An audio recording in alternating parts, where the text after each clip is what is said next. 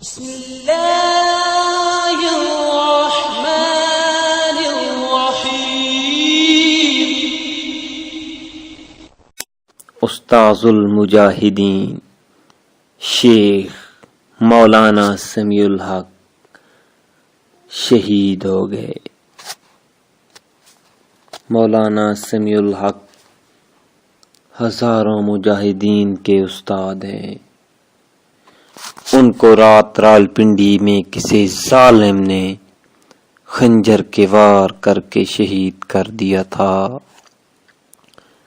اس گولیوں کے جدید دور میں بھی ان کی خنجر کی شہادت صحابہ کرام کی شہادت سے مشابہت رکھتی ہے، جو ان کی قسمت کا باعث ہے۔ سمیع الحق مجاہدین کو باپ کے نام سے بھی مشہور تھے۔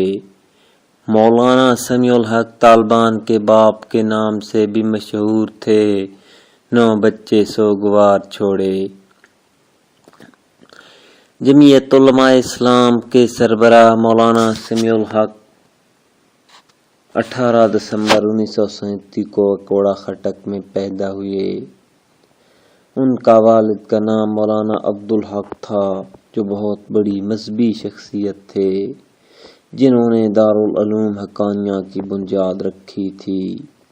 دارالعلوم حقانیہ کو 1990 کی دہائی میں افغان جہاد کی نرسری تصور کیا جاتا تھا، جہاں سے ہزاروں طالبان نے دینی تعلیم حاصل کی تھی۔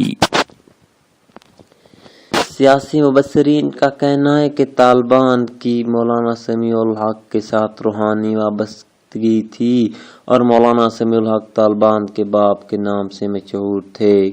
ماضی میں ایک بار مولانا سمیع الحق نے ملا عمر مجاہد کو اپنے بہترین طالب علموں میں سے بھی قرار دیا تھا، اور انہیں ایک فرشتہ نما انسان کہا تھا۔ مولانا سمیع الحق متحدہ مجلس عمل کے بانی رہنماؤں میں شامل ہیں، اور دفاع پاکستان کونسل کے بھی سربراہ تھے۔ انہوں نے متحدہ دینی محاذ کی بھی 2013 میں بنیاد رکھی تھی۔ وہ جمعیت علماء اسلام کے ایک دھڑے کے سربراہ تھے،